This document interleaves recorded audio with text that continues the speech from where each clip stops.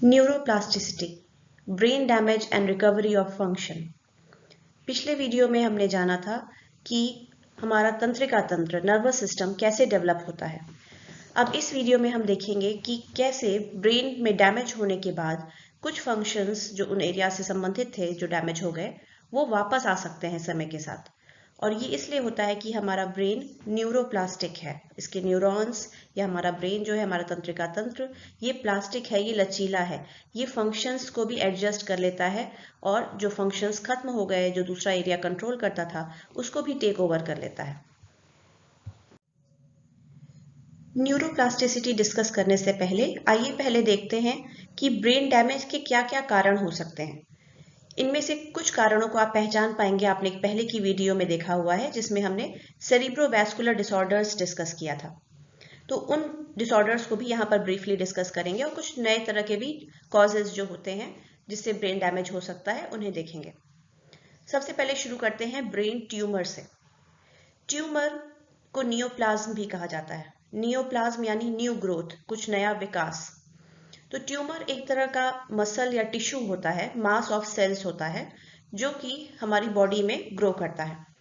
अब ये बॉडी में कहीं भी हो सकता है, लेकिन सबसे ज्यादा जगह है जहां पर आमतौर पर ट्यूमर पाए जाते हैं वो है हमारा मस्तिष्क, और दूसरा महिलाओं में उनके यूट्रस में या गर्भाशय में।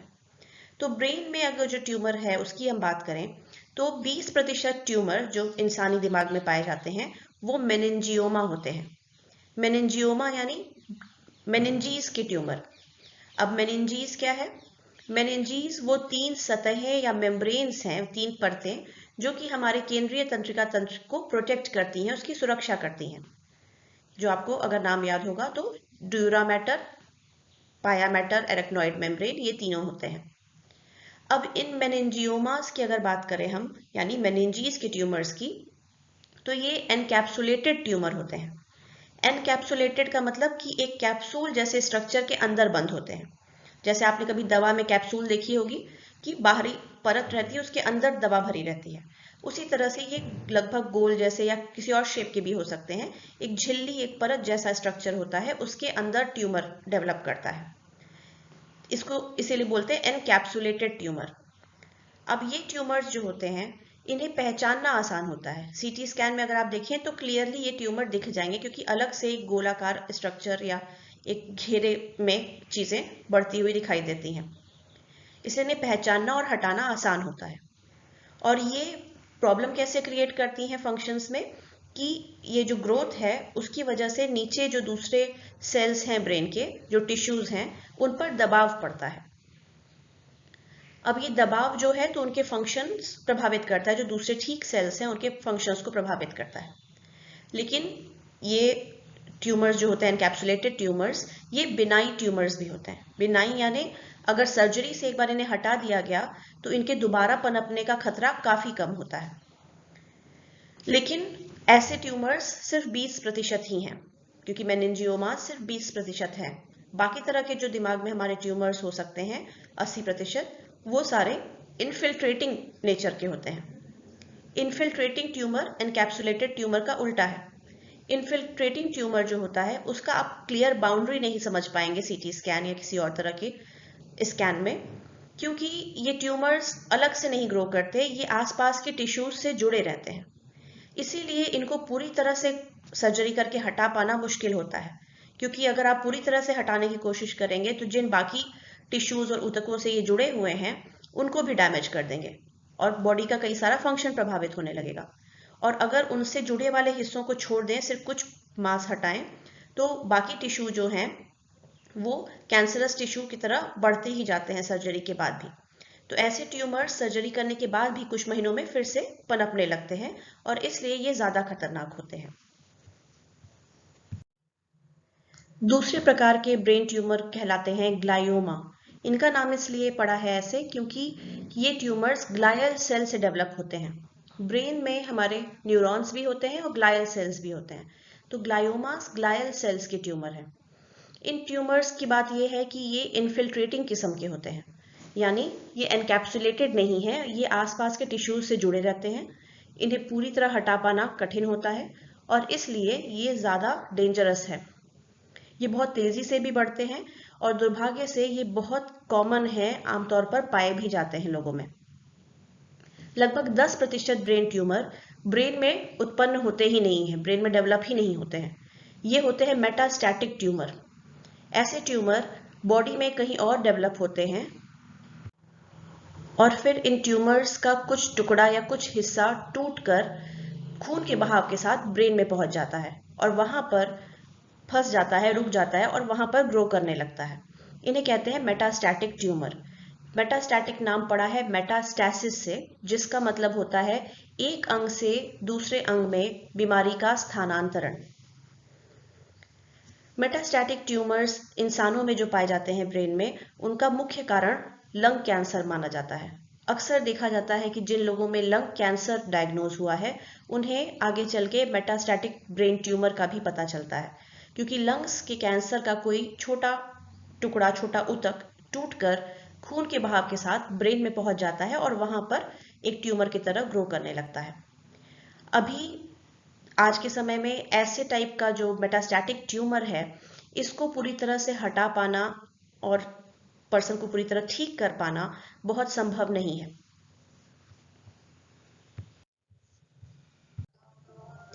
अब एक दूसरे कारण की बात करते हैं जिससे ब्रेन डैमेज हो सकता है, और वो है सेरिब्रोवैस्कुलर डिसऑर्डर्स। और उसमें भी एक खास तरह का एग्जाम्पल हम लेंगे, एक प्रकार का सेरिब्रोवैस्कुलर डिसऑर्डर यानी स्ट्रोक।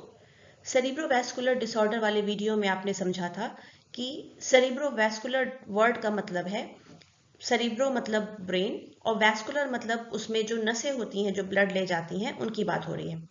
तो अगर ब्रेन में खून पहुंचाने वाली जो आर्टरीज हैं उनमें कहीं कुछ प्रॉब्लम होती है तो ब्रेन में खून सही से नहीं पहुंचता और उसकी वजह से जो डैमेज होते हैं वो सारे सेरिब्रोवैस्कुलर डिसऑर्डर्स की श्रेणी में आते हैं।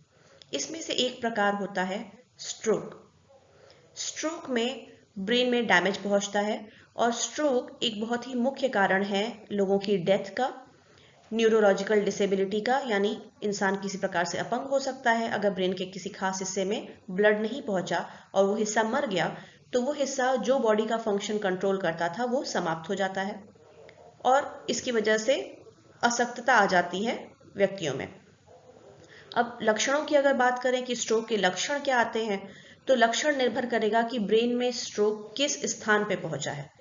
वो एरिया जो फंक्शन कंट्रोल करता होगा उसके खत्म हो जाने से, मर जाने से, वहां पर स्ट्रोक आ जाने से उन सेल्स में वो फंक्शन प्रभावित होगा। इसलिए एग्जैक्टली बता पाना कि स्ट्रोक का क्या लक्षण आएगा ये मुश्किल है, क्योंकि स्ट्रोक का लक्षण अलग अलग हो सकता है और ये इस पर निर्भर करता है कि ब्रेन के किस हिस्से में स्ट्रोक आया है।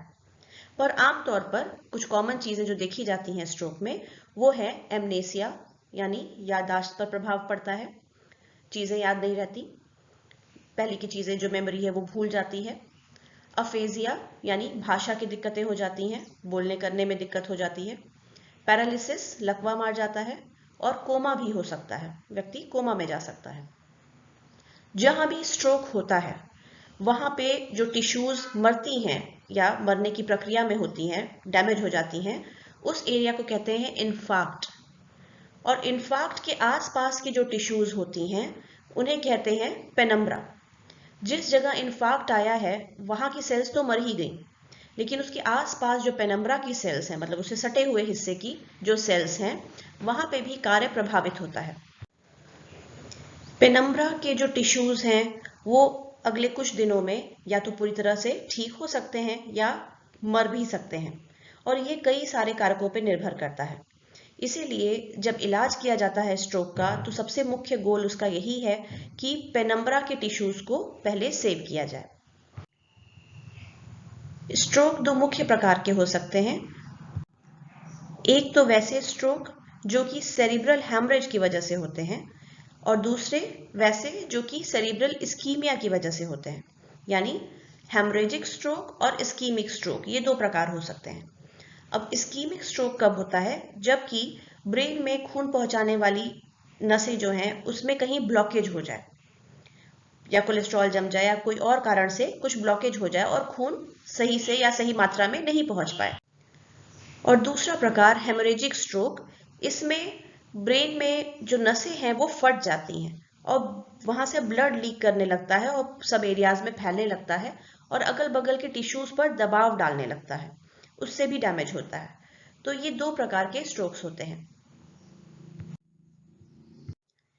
सेरिब्रल हैमरेज में जब नसें फट जाती हैं और खून आसपास फैलने लगता है तो आसपास के टिश्यूज पे दबाव डालने लगता है, और जैसे जैसे खून जमता जाता है वैसे वैसे और प्रेशर पड़ता रहता है ब्रेन के सरफेस पे। इसकी वजह से डैमेज होता है।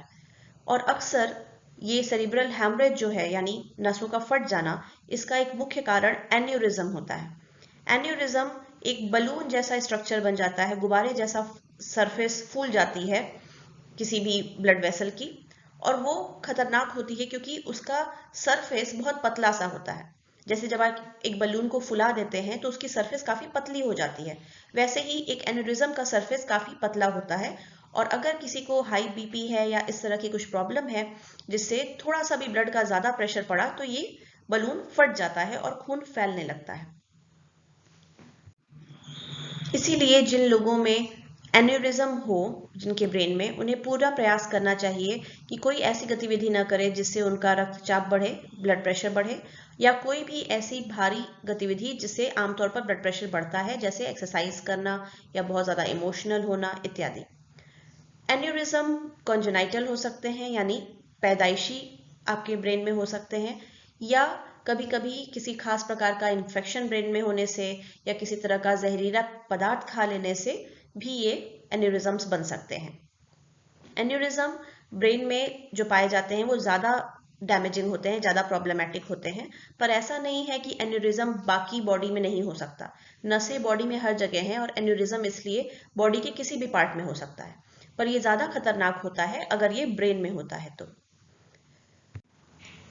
सेरिब्रल स्कीमिया में ब्लड का सप्लाई किसी एरिया में ब्रेन के बंद हो जाता है, और इसके तीन मुख्य कारण हो सकते हैं: थ्रोम्बोसिस, एम्बोलिज्म और आर्टीरियोस्क्लेरोसिस। इन सब के बारे में हमने सेरिब्रोवैस्कुलर डिसऑर्डर्स वाले वीडियो में डिटेल में देखा है, इसलिए यहाँ ब्रीफली डिस्कस करेंगे। थ्रोम्बोसिस में एक प्लग क्लॉट या एक थ्रोम्बस बन जाता है जो कि ब्लड का फ्लो बाधित करता है, यानी नसों में एक थ्रोम्बस एक प्लग जैसा ब्लॉक कर देता है रास्ता और खून वहां से पार नहीं हो पाता है। अब ये थ्रोम्बस किस चीज का बना हो सकता है? तो ये खून का थक्का हो सकता है, ये वसा का कुछ पार्ट टुकड़ा हो सकता है, ऑयल हो सकता है, हवा का बुलबुला हो सकता है, किसी प्रकार का ट्यूमर का सेल हो सकता है, या इन सब का कोई कॉम्बिनेशन भी हो सकता है।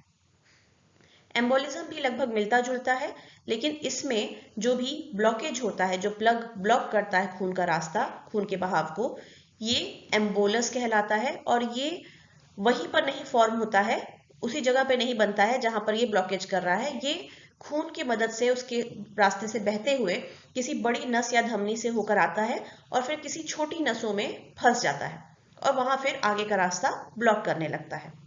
तो एक तरह से एम्बोलिज्म थ्रोम्बोसिस की तरह ही है, और एम्बोलस एक थ्रोम्बस है जिसने यात्रा की हुई है, वो कहीं से यात्रा करके आया है, बना कहीं और पर आकर कहीं और फंस गया और वहां पे ब्लड को ब्लॉक करने लगा आगे जाने से। आर्टीरियोस्क्लेरोसिस में क्या होता है कि हमारे जो ब्लड वेसल्स हैं, जो ब्लड ले जाने वाली नसें हैं, उनकी वॉल्स, उनका जो बाहरी दीवार है वो मोटी हो जाती है। मोटी हो जाने से अंदर का रास्ता सकरा हो जाता है, कम स्पेस बचती है, और वो मोटा होते होते काफी ज्यादा भी मोटा हो सकता है और ब्लड बहुत कम या बिल्कुल भी पास नहीं होता है। तो ये भी वजह है जिसकी वजह से ब्लड आगे नहीं जा पाता, और जिस ब्रेन एरिया में ब्लड सप्लाई होता था वहां खून नहीं पहुंचने से वहां की सेल्स मरने लगती हैं। ब्रेन में डैमेज पहुंचने का एक अगला प्रकार का कारण है क्लोज्ड हेड इंजरीज, यानी आपके सिर को जब चोट पहुंचती है, लेकिन ऐसी चोट जिसमें आपका सिर फटता नहीं है, क्लोज्ड हेड इंजरीज। इसमें ब्रेन को काफी चोट पहुंचती है, लेकिन आपकी खोपड़ी में डैमेज नहीं होता, खोपड़ी सही सलामत है, फिर भी अंदर ब्रेन को चोट पहुंचती है। ऐसा तब होता है जब सर पे गिरने से या कहीं टकराने से चोट हो, जिसमें आपका सर फटा ना हो, यानी खोपड़ी को नुकसान नहीं हुआ है, पर अंदर सिर में डैमेज पहुंचता है। और ऐसी चोट को भी ध्यान देना चाहिए, भले सर फटा नहीं है पर उसको भी बहुत ध्यान देने की जरूरत है, खासकर तब जब इंसान को ऐसे चोट के बाद थोड़ी कंफ्यूजन सी लगने लगे, उसे कुछ समझ में नहीं आ रहा है, कंफ्यूज सा लग रहा है, उसे देखने सुनने समझने में दिक्कत समझ में आ रही है, या अगर बेहोशी आ जाए तो तब और ज्यादा जरूरी हो जाता है इस पर ध्यान देना। तो वैसी ब्रेन इंजरी जिसमें सिर में चोट लगने से ब्रेन को डैमेज होता है लेकिन खोपड़ी सही सलामत है, खोपड़ी नहीं खुलती है, फटती है, ऐसी चोटों को कहते हैं क्लोज्ड हेड इंजरीज, और ये भी ब्रेन डैमेज करती हैं। क्लोज्ड हेड इंजरीज को कॉन्ट्यूशन भी कह सकते हैं। कॉन्ट्यूशन एक प्रकार का क्लोज्ड हेड इंजरी है जिसमें ब्रेन में खून ले जाने वाली जो सिस्टम पूरा बना हुआ है, सर्कुलेटरी सिस्टम है जो ब्रेन का, उसमें डैमेज हो जाता है। इस डैमेज की वजह से इंटरनल हेमरेज होने लगता है, आंतरिक खून का स्राव होने लगता है ब्रेन के अंदर, जिसकी वजह से हेमाटोमा हो जाता है। हेमाटोमा क्या है? हेमाटोमा है कि ब्रेन में किसी हिस्से में, या हेमाटोमा शब्द का मतलब सिर्फ ब्रेन के लिए नहीं है, बॉडी में भी कहीं भी किसी भी हिस्से में अगर खून जम जाता है तो इसे हेमाटोमा कहते हैं। आप अक्सर देखते होंगे कभी आपको भी गिरने से या चोट लगने से हाथ में या पैरों में कभी कभी कट लग जाता है, खून बहने लगता है, पर कभी कभी कोई खून नहीं बहता, ऊपर से सब चीज ठीक है, पर अंदर चोट लगती है जिसकी वजह से कोई एक हिस्सा काला पड़ जाता है या वहां पर खून जम जाता है। ठीक यही चीज ब्रेन में भी होती है, जहां पर खून जम जाता है क्योंकि इंटरनल हेमरेजिंग हुई, ब्लड बहा है काफी ब्रेन में चोट लगने से, और इसलिए ये खून कहीं पर इकट्ठा होकर जम जाता है, और ये जमने की वजह से ये ब्लड का सर्कुलेशन प्रभावित करता है। खून का थक्का जम जाएगा तो न सिर्फ नीचे के और आसपास के ऊतकों पर दबाव डालता है, ब्लड की प्रेशर की वजह से दबाव पड़ता है, और इसके साथ साथ खून का बहाव भी बाधित कर सकता है। आप जैसे यहाँ फिगर 2 में देख पा रहे हैं, एक सीटी स्कैन दिखाया गया है सबड्यूरल हेमाटोमा का। यहाँ पे हेमाटोमा सबड्यूरल स्पेस में हुआ है। सबड्यूरल स्पेस ब्रेन का वो हिस्सा है जो ड्यूरा मैटर और अरेक्नॉइड मेम्ब्रेन के बीच में पाया जाता है। ड्यूरा मैटर और अरेक्नॉइड मेम्ब्रेन ब्रेन की 3 सतहें जो होती हैं, जो प्रोटेक्शन देती हैं ब्रेन को, उसमें से ये 2 सतहें हैं जो अगल बगल स्थित होती हैं, और इन दोनों के बीच में एक स्पेस होती है, खाली जगह होती है, जिसे कहते हैं सबड्यूरल स्पेस। अगर वहां पर हेमाटोमा हो जा रहा है, वहां पर ब्लड जम जा रहा है, तो कहेंगे कि सबड्यूरल हेमाटोमा हो गया है। इसकी वजह से आसपास के टिश्यूज पर, आसपास के ब्रेन के ऊतकों पे काफी दाब पड़ने लगता है, प्रेशर पड़ने लगता है, जिससे इंसान के फंक्शंस प्रभावित होते हैं। कॉन्ट्यूशंस होते कैसे हैं? तो आपको पता है कि ब्रेन हमारा बिल्कुल हमारी खोपड़ी से लगा हुआ नहीं है, बिल्कुल चिपका हुआ, सटा हुआ नहीं है। ब्रेन हमारा लिक्विड में तैर रहा है।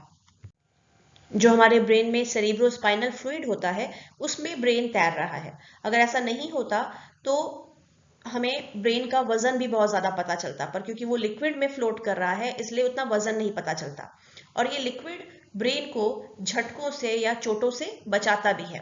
लेकिन अगर बहुत तेज चोट लगेगी तो हमारा ब्रेन जाकर एक तरफ, किसी भी तरफ दीवार से, उसकी दीवार क्या है ब्रेन की, यानी खोपड़ी का हिस्सा, उससे जाके टकरा सकता है। और ब्रेन की सेल्स इतनी सॉफ्ट होती हैं कि वो टकराने से जो डैमेज होता है उसकी वजह से प्रॉब्लम हो सकती है और कॉन्ट्यूशन हो जाता है। कॉन्ट्यूशन आमतौर पर ब्रेन के उस हिस्से में होता है जो चोट जिस तरफ लगी है उसके विपरीत दिशा में है।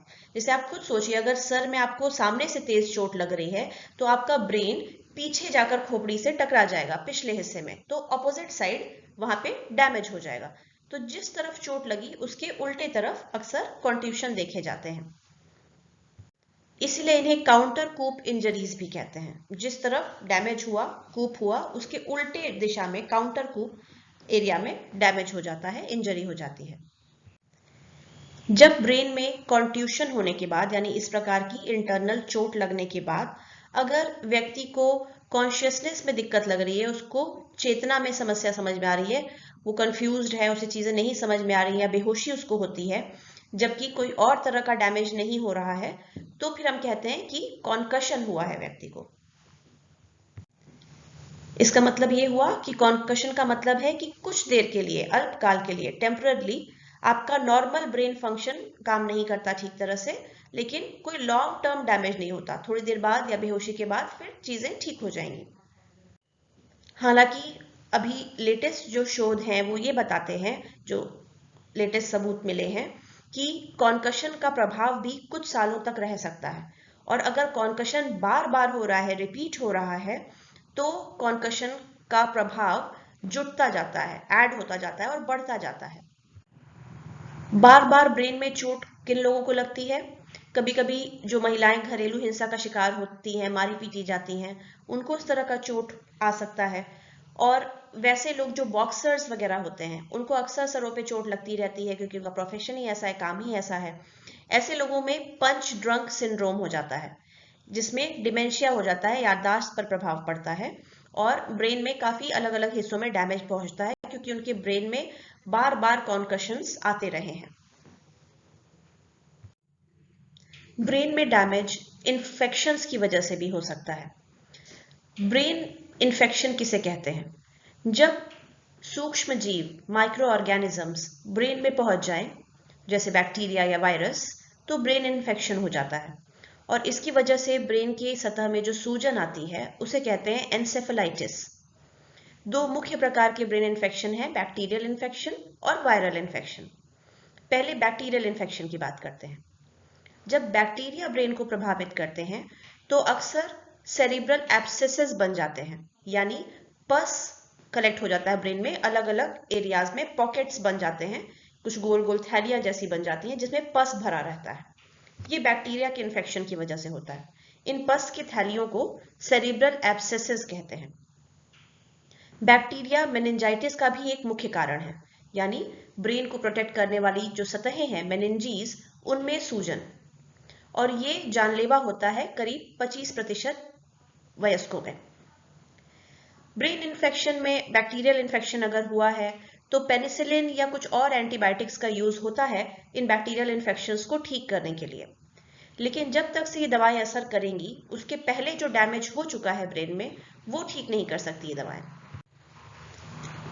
सिफिलिस भी एक प्रकार का बैक्टीरियल ब्रेन इन्फेक्शन है, जिसका नाम शायद आपने सुना होगा। सिफिलिस के बैक्टीरिया एक प्रभावित व्यक्ति से एक दूसरे अनप्रभावित व्यक्ति में ट्रांसफर हो सकते हैं।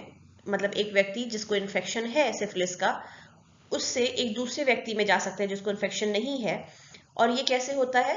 ये अक्सर सेक्सुअल एक्टिविटी की वजह से होता है, क्योंकि जो आपके जननांग या गुप्तांग हैं वहां पे घाव होते हैं सिफिलिस में, और वहां से बैक्टीरिया खून के रास्ते होते हुए मस्तिष्क में पहुंच जाते हैं।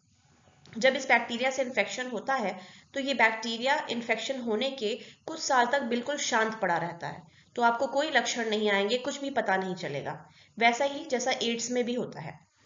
लेकिन कुछ सालों बाद ये बैक्टीरिया एक्टिव हो जाते हैं और बॉडी के अलग अलग पार्ट्स को अटैक करना शुरू कर देते हैं, ब्रेन भी उसमें शामिल है। इसकी वजह से व्यक्ति में पागलपन के लक्षण दिखाई देने लगते हैं, उसकी याददाश्त प्रभावित होने लगती है, और इस सिचुएशन को जनरल पेरेसिस का नाम दिया गया है।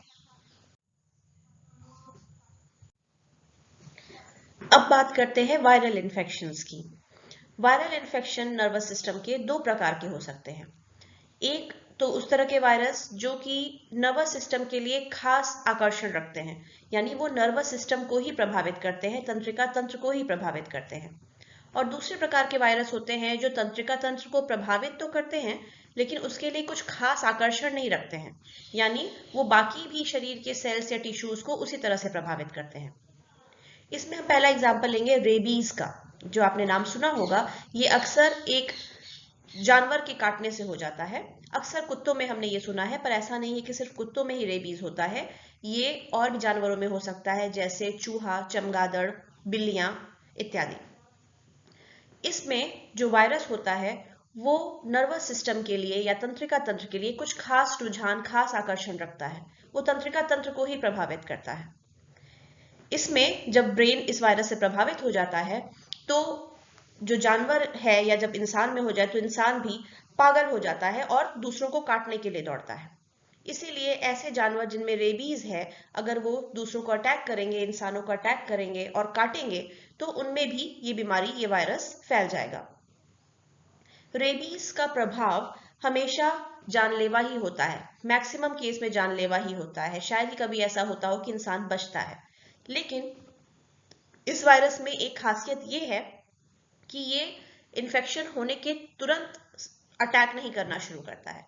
एक बार इन्फेक्शन हो गया तो लगभग महीने भर का समय लगता है जब ये ब्रेन को अटैक करता है, और ये हमें समय दिला देता है, एक तरह से टाइम पीरियड मिल जाता है जब हम इससे बचाव करने वाली इंजेक्शन ले सकते हैं।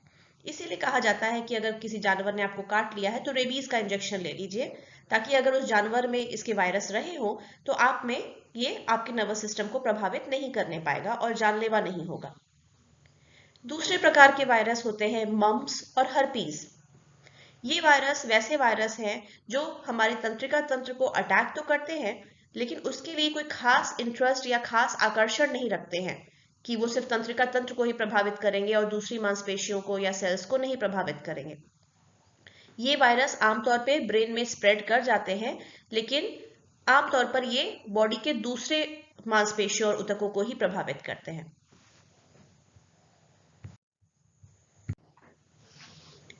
अब बात करते हैं न्यूरोटॉक्सिन्स की।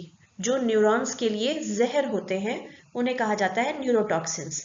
ये कुछ खास तरह के खतरनाक केमिकल्स होते हैं जो हमारे ब्रेन में पहुंच सकते हैं, और ये हमारे शरीर में कैसे घुसते हैं, या तो हमारे खान पान के माध्यम से यानी पेट और आंतों से होते हुए, या कुछ हमने ऐसा सूंघ लिया तो फेफड़ों के माध्यम से जा सकते हैं जैसे कोई जहरीली गैस, या स्किन के माध्यम से भी जा सकते हैं। स्किन पर कोई चीज टच हुई या कोई लेप लगा या कोई चीज संपर्क में आई जो खतरनाक है, वो स्किन से एब्जॉर्ब होकर भी ब्लड में पहुंच सकती है और ब्लड के माध्यम से ब्रेन में पहुंच सकती है। उदाहरण के लिए हैवी मेटल्स जैसे मरकरी यानी पारा और लेड यानी सीसा, ये ऐसे न्यूरोटॉक्सिन्स हैं जो ब्रेन में पहुंचते हैं, वहां एकत्र होते हैं और ब्रेन को परमानेंटली डैमेज कर सकते हैं। इनकी वजह से टॉक्सिक साइकोसिस नाम की परेशानी हो जाती है, यानी न्यूरोटॉक्सिन की वजह से हुआ पागलपन जो कि लंबे समय तक चलता है और परमानेंट डैमेज हो जाता है। कभी कभी कुछ ड्रग्स जो हमारी मानसिक बीमारियों को ठीक करने के लिए इस्तेमाल होते हैं, उन्हीं का खतरनाक प्रभाव हो सकता है। जैसे 1950 की शुरुआती दशक में कुछ नई तरह की एंटीसाइकोटिक ड्रग्स बनाई गई मानसिक विकारों को ठीक करने के लिए, पर उनका काफी खराब परिणाम हुआ। 1950 के दशक के अंत में काफी सारे सैकड़ों हजारों करोड़ों लोग इस तरह की दवाएं इस्तेमाल कर रहे थे जो साइकोटिक पेशेंट्स थे, और ये दवाएं लेने के कुछ सालों बाद, इलाज कराने के कुछ सालों बाद, उनमें एक मोटर डिसऑर्डर हो गया जिसे टार्डिव डिस्काइनेशिया या टीडी बोला गया। इसके मुख्य लक्षण थे कि व्यक्ति कुछ ऐसी चीजें करेगा, कुछ ऐसी एक्टिविटीज करेगा जो कि उसके कंट्रोल में नहीं है, वो ऑटोमेटिकली हो रहा है, वो उसको रोक नहीं सकता। अनैच्छिक गतिविधियां, जैसे ऐसे व्यक्तियों में जैसे स्मैकिंग करना लिप्स की, यानी इस तरह की आवाजें निकालना, वो ऑटोमेटिकली करेंगे, उनका कोई वश नहीं है, इस पर कंट्रोल नहीं कर सकते। या होठों से सकिंग मूवमेंट करना, जैसे कुछ पाइप से खींच रहे हो, इस तरह की आवाज वो ऑटोमेटिकली करते रहेंगे बैठे बैठे। इस तरह की आवाज या ऐसी आवाजें करना, इस पर कोई कंट्रोल नहीं है उनका, ये ऑटोमेटिकली हो रहा है। इसी तरह से जीभ निकालना, जीभ घुमाना, अपने जबड़ों का मूवमेंट करना या गाल फुलाना, ये चीजें वो ऑटोमेटिकली बैठे बैठे करते रहेंगे और वो उसको कंट्रोल भी नहीं कर पाएंगे, रोक भी नहीं पाएंगे। इस तरह के लक्षण टार्डिव डिस्काइनेशिया में दिखने लगे उन मेडिसिन की वजह से जो बनाई तो गई थी मानसिक बीमारियों का इलाज करने के लिए, पर उन्होंने ही ये डैमेज क्रिएट कर दिया। उसके बाद से इस तरह के दवाइयों का इस्तेमाल बंद हो गया और अब जो दवाइयां यूज होती हैं वो काफी सेफ हैं। कुछ न्यूरोटॉक्सिन्स एंडोजिनस होते हैं, यानी व्यक्ति का शरीर खुद उन्हें बनाता है। जैसे अगर बॉडी में कुछ इन्फेक्शन हुआ तो व्यक्ति का बॉडी, पेशेंट का बॉडी उस इन्फेक्शन से लड़ने के लिए कुछ नए केमिकल्स या एंटीबॉडीज बनाता है, पर ये एंटीबॉडीज उस बीमारी, उस इन्फेक्शन को तो खत्म करती हैं, लेकिन हमारे तंत्रिका तंत्र को किसी तरह से डैमेज करने लगती हैं। तो ये भी न्यूरोटॉक्सिन्स होते हैं, पर ये एंडोजिनस होते हैं, यानी बॉडी खुद इन्हें निर्माण करती है। ब्रेन डैमेज का एक और कारण जेनेटिक फैक्टर्स हो सकते हैं, यानी आनुवंशिक रूप से आपके शरीर में ऐसे जीन्स आपको मिले हैं अपने माँ बाप से जो कि आपको न्यूरोलॉजिकल या न्यूरोसाइकोलॉजिकल डिजीजेस पैदा कर सकते हैं। इसका एक उदाहरण है फेनिलकीटोनुरिया या PKU, जिसे शॉर्ट में कहते हैं। ये एक प्रकार का डिसऑर्डर है जो जीन्स के माध्यम से आता है, यानी पेरेंट्स से बच्चों में आता है। इस तरह के अनुवांशिक डिसऑर्डर जो होते हैं वो डोमिनेंट जीन्स में नहीं पाए जाते हैं, रेसेसिव जीन्स में पाए जाते हैं। अब डोमिनेंट जीन्स रेसेसिव जीन्स का आपको कॉन्सेप्ट समझने के लिए अलग से पूरा जेनेटिक मैकेनिज्म्स पढ़ने पड़ेंगे, पर डोमिनेंट जीन्स वो होते हैं जो कि चांसेस उनका ज्यादा होता है कि पेरेंट्स के थ्रू बच्चे में आगे जाएगा, जबकि रेसेसिव जीन्स जो होते हैं वो उतना एक्टिव नहीं होते हैं। जैसे मान लीजिए कि आंख की कलर की अगर बात करें तो ये सारी चीजें जीन से ही डिसाइड होती हैं। अब मान लीजिए आपके एक पेरेंट का आंख का कलर ब्लैक है, दूसरे का आंख का कलर ब्राउन है, तो आंख के कलर की बात करें तो डोमिनेंट जीन ब्लैक कलर का होता है। तो अगर पिता की तरफ से मान लीजिए आपको आंख के कलर का ब्लैक जीन आया, माँ की तरफ से ब्राउन कलर आया, तो इसमें संभावना ज्यादा ये होती है कि डोमिनेंट जीन जो है वो प्रभुत्व जमाएगा, उसका नाम ही है डोमिनेंट, तो वो प्रभुत्व रखेगा। संभावना ज्यादा यही है कि बच्चे में ब्लैक कलर की आईज आएंगी, ब्राउन नहीं आएंगी। लेकिन कभी कभी रेसेसिव जीन यानी जो दूसरा जीन है जो कम प्रभावी है वो एक्टिव हो जाता है और बच्चे में ब्राउन कलर की आईज आ सकती हैं, पर इसकी संभावना कम होगी। 70-80% चांस होगा कि ब्लैक आईज आएंगी, वरना कुछ ही परसेंट चांस है, 20-30% की ब्राउन आईज आएंगी। और ये सिर्फ एक एग्जाम्पल था, ऐसा सिर्फ आईज के कलर में नहीं होता है, हर तरह के बॉडी के कैरेक्टरिस्टिक में ये चीजें होती हैं। तो इसी तरह जो जेनेटिक फैक्टर्स से बीमारियों के फैलने की हम बात कर रहे हैं, ये रेसेसिव जीन में आता है, डोमिनेंट जीन में नहीं आता है। इसलिए ये पीढ़ी दर पीढ़ी पास होते जाता है लोगों में, पर ये एक्टिव किसी किसी लोग में ही हो सकता है। जरूरी नहीं है कि हर पीढ़ी में वो बीमारी के लक्षण दिखाई ही दे, पर उनके अंदर वो ट्रेट्स होते हैं और वो आगे पास करते जाते हैं। जेनेटिक एक्सीडेंट भी होते हैं कभी कभी, जीन्स के बनने में कभी कभी कुछ दुर्घटना हो जाती है, प्रॉब्लम हो जाती है, और उसकी वजह से जीन्स सही प्रकार के नहीं बन पाते, और इनके कारण भी न्यूरोसाइकोलॉजिकल डिसऑर्डर्स होते हैं। इसका एक बहुत अच्छा एग्जाम्पल है डाउन सिंड्रोम। ये जितने भी पैदाइशें होती है, जितने भी लोग पैदा होते हैं, उसमें से 0.15% केसेस में डाउन सिंड्रोम पाया जाता है। डाउन सिंड्रोम से प्रभावित लोगों को शायद आपने कभी कभी देखा हो, कम पाए जाते हैं पर ऐसे लोग होते हैं। इनका चेहरा काफी बच्चे जैसा रहता है, माथा बहुत चौड़ा होता है, आंखें सूजी सूजी और मोटी होती हैं, और मानसिक रूप से ये बच्चे थोड़ा कम दिमाग के होते हैं अक्सर। ऐसे डिसऑर्डर में, डाउन सिंड्रोम में क्या होता है कि मदर के बॉडी में जब अंडा बन रहा होता है, ओव्यूलेशन हो रहा होता है, उस समय एक एक्स्ट्रा क्रोमोसोम जुड़ जाता है उनके एग से, क्रोमोसोम 21। और इसलिए जब माँ का एग फर्टिलाइज होता है स्पर्म से, तो वो एग जिसमें कि क्रोमोसोम 21 एक होना चाहिए था, फिर पिता की तरफ से एक जुड़ता, वो कंप्लीट बन जाता, क्रोमोसोम 2 पेयर बन जाते, वो नहीं होता है क्योंकि मदर के एग में एक एक्स्ट्रा क्रोमोसोम जुड़ गया था। तो मदर के 2 क्रोमोसोम 21 नंबर वाले और पिता का एक जुड़ के 3 21 नंबर के क्रोमोसोम हो जाते हैं, जो कि आमतौर पे बच्चे में सिर्फ 2 ही आने चाहिए, कोई भी क्रोमोसोम 2 ही होना चाहिए, लेकिन ये नहीं होता है, 3 बन जाते हैं क्रोमोसोम 21। इसीलिए डाउन सिंड्रोम को ट्राइसोमी 21 भी कहा जाता है, क्योंकि 21 नंबर का क्रोमोसोम 3 हो जाते हैं। इसी की वजह से इस तरह के लक्षण और प्रॉब्लम्स बच्चे में आते हैं। अगला कारण ब्रेन में डैमेज होने का, programmed cell death. Cells brain में हमारी मरती हैं जब, उसकी भी एक प्रोग्रामिंग होती है। जैसा हमने पिछले वीडियो में देखा था न्यूरोप्लास्टिसिटी में कि 2 तरह से सेल्स की डेथ होती है, एक सक्रिय प्रोसेस होता है, एक्टिव प्रोसेस, और दूसरा होता है पैसिव प्रोसेस, निष्क्रिय प्रोसेस। जो निष्क्रिय प्रोसेस है उसे नेक्रोसिस कहते हैं, और एक्टिव प्रोसेस को एपोप्टोसिस कहते हैं। एपोप्टोसिस में सेल्स के अंदर ही ये प्रोग्रामिंग होती है कि जो सेल्स खराब हो गए हैं वो सुसाइड कर लेते हैं खुद ही, उनके अंदर ही कुछ ऐसा जीन्स होते हैं जो कुछ प्रोसेस को एक्टिवेट करते हैं, वो सेल अपने आप को खत्म कर लेता है। एपोप्टोसिस का काम ब्रेन के डेवलपमेंट के समय, जब न्यूरॉन्स डेवलप्ड हो रहे हैं, नर्वस सिस्टम बन रहा है, उस समय भी होता है, क्योंकि एक्स्ट्रा न्यूरॉन्स बन जाते हैं, करीब 1.5 गुना ज्यादा न्यूरॉन्स बन जाते हैं, और कुछ जो खराब होते हैं या किसी काम के नहीं होते हैं वो फिर मर जाते हैं एपोप्टोसिस की प्रक्रिया से। पर इतना ही नहीं है, इसका रोल ब्रेन डैमेज में भी होता है। ये हमने पिछले वीडियो में देखा था कि अगर ये जेनेटिक प्रोग्राम ठीक तरह से एक्टिवेट नहीं हुआ या नहीं ही एक्टिवेट हुआ तो कैंसर हो सकता है, न्यूरोडिजेनरेटिव डिसऑर्डर हो सकता है और तमाम तरह की प्रॉब्लम्स हो सकती हैं। तो जो हमने अभी तक 6 कारण देखे ब्रेन डैमेज के, tumour, cerebrovascular disorder, closed head injuries, infection, neurotoxins या जेनेटिक फैक्टर्स, ये सारे कैसे डैमेज करते हैं हमारे न्यूरॉन्स को?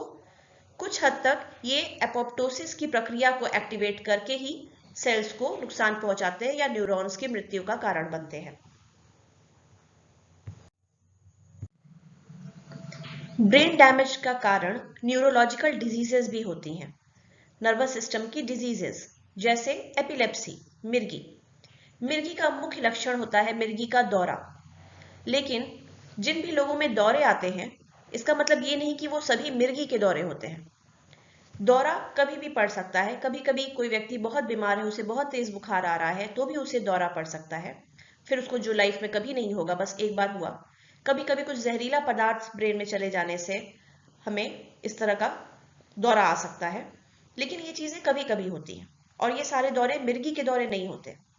मिर्गी का दौरा तभी माना जाता है जब व्यक्ति में समय समय पर दौरे आते रहते हैं और इन दौरों का कारण उनके अपने ब्रेन में कुछ प्रॉब्लम होती है। लगभग 1% पॉपुलेशन ऐसी है जिसमें एपिलेप्सी के दौरे, मिर्गी के दौरे कभी न कभी लाइफ में आते हैं। दूसरी neurological disease, Parkinson's disease. Parkinson's disease एक तरह का मूवमेंट डिसऑर्डर है। इसमें चलने फिरने, हाथ पैरों की गतिविधि करने में दिक्कत होने लगती है। ये अधेड़ उम्र में या जो लोग बूढ़े हो चुके हैं उनमें इस तरह के लक्षण आमतौर पर देखने में आते हैं, और जितने भी बुजुर्ग लोग हैं उसमें से 1 से 2% लोगों में पार्किंसंस डिजीज पाया जाता है। ये पुरुषों में ज्यादा पाया जाता है, लगभग 2.5 गुना ज्यादा महिलाओं की तुलना में। पार्किंसंस डिजीज के शुरुआती लक्षण बहुत हल्के होते हैं, ज्यादा परेशानी नहीं करते, जैसे हाथ पैरों में मांसपेशियों में थोड़ा कड़ापन महसूस होगा, कभी कभी उंगलियां कांपेंगी और इस तरह के लक्षण, जो कि लगता है कि बुढ़ापे की वजह से हो रहा है। लेकिन ये लक्षण बहुत ज्यादा तीव्र होने लगते हैं जैसे जैसे समय बीतता है। इसके सबसे कॉमन लक्षण जो हैं वो ये हैं कि जब व्यक्ति कुछ नहीं कर रहा होता है तब उसके हाथ पैरों में कंपन होती है। जब वो खुद कर रहा होता है कुछ गतिविधि तब ये कंपन समाप्त हो जाती है। ये बहुत ही खास कैरेक्टरिस्टिक है इस डिजीज का। और नींद के समय भी ये कंपन समाप्त हो जाती है। मांसपेशियों में कड़ापन आ जाता है, कोई भी मूवमेंट या गतिविधि शुरू करने में दिक्कत होती, कठिनाई होती है। जैसे हाथ मूव करना चाहेंगे तो प्रयास कर रहे हैं पर मूवमेंट हो ही नहीं रहा है, इस तरह का हो जाता है। जिसकी वजह से एक और लक्षण आता है कि मूवमेंट इनकी काफी स्लो हो जाती है, बहुत धीरे धीरे ऐसे लोग चलेंगे, बहुत धीरे धीरे हाथ पैर उठाएंगे। और जैसे जैसे बीमारी बढ़ती जाती है इनके चेहरे में भी मूवमेंट खत्म होने लगता है। चेहरे भी तो मूवमेंट दिखाते हैं क्योंकि आप हाव भाव दिखाते हैं, खाना खाते हैं तो मुंह चलाते हैं, ये सारे मूवमेंट भी प्रभावित होने लगते हैं।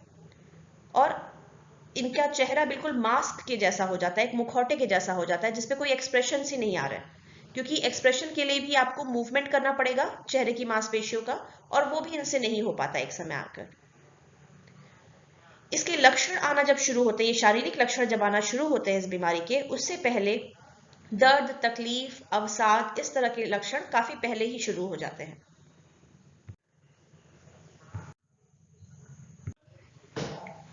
दूसरी न्यूरोलॉजिकल डिजीज है हंटिंगटन्स डिजीज। पार्किंसंस डिजीज की तरह ही हंटिंगटन्स डिजीज भी एक मोटर डिसऑर्डर है जो समय के साथ और खराब होती जाती है।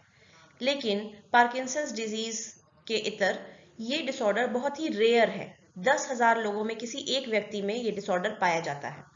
इसका कारण जीन्स हैं, खराब तरह के जीन्स ही इसका कारण होते हैं, और इसकी वजह से सीवियर डिमेंशिया होता है, यानी याददाश्त पर बहुत ज्यादा प्रभाव पड़ता है। हंटिंगटन्स डिजीज का पहला लक्षण अक्सर होता है व्यक्ति की बेचैनी।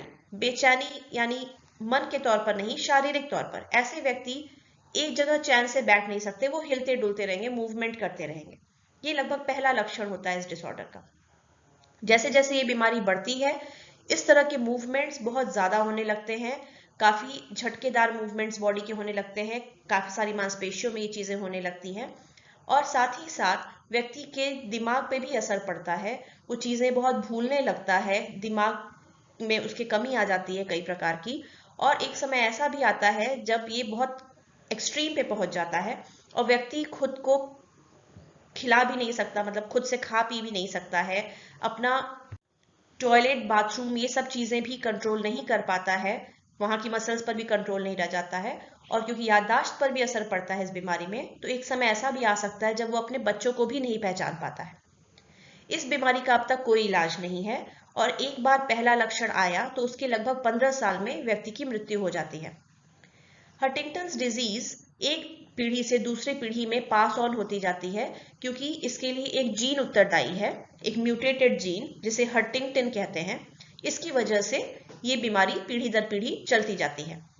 क्योंकि ये जीन डोमिनेंट जीन होता है, इसलिए जिस व्यक्ति में ये जीन है उसमें तो डिसऑर्डर दिखेगा ही दिखेगा, बल्कि उसके बच्चे जो होंगे उसमें आधे बच्चों में संभावना है कि ये डिसऑर्डर आएगा ही आएगा।